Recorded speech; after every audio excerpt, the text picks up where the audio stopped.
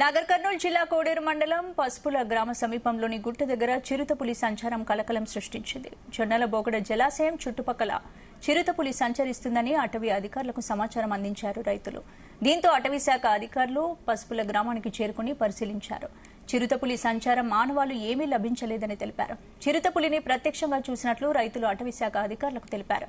చిరుతపులి సంచారం గురించి రైతులను అడిగి తెలుసుకున్నారు. దీంతో చుట్టుపక్కల రైతులు అప్రమత్తంగా ఉండాలని, సాయంత్రం సమయంలో అటవీ ప్రాంతం సమీపంలో ఉండకూడదని సూచించారు.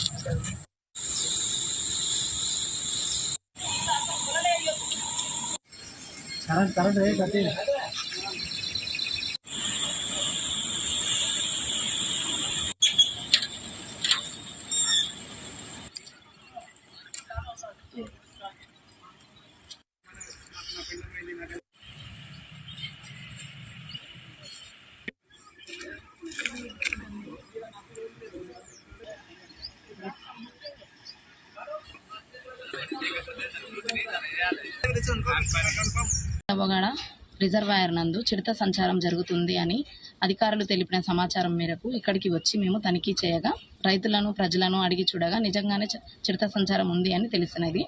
కావున సాయంత్రం సమయంలో ఇక్కడికి వచ్చే పొలాల రైతులు, గ్రామ ప్రజలు, పశువుల కాపర్లు అందరూ కొంచెం అప్రమత్తంగా ఉండాల్సిందిగా కోరుతున్నాము.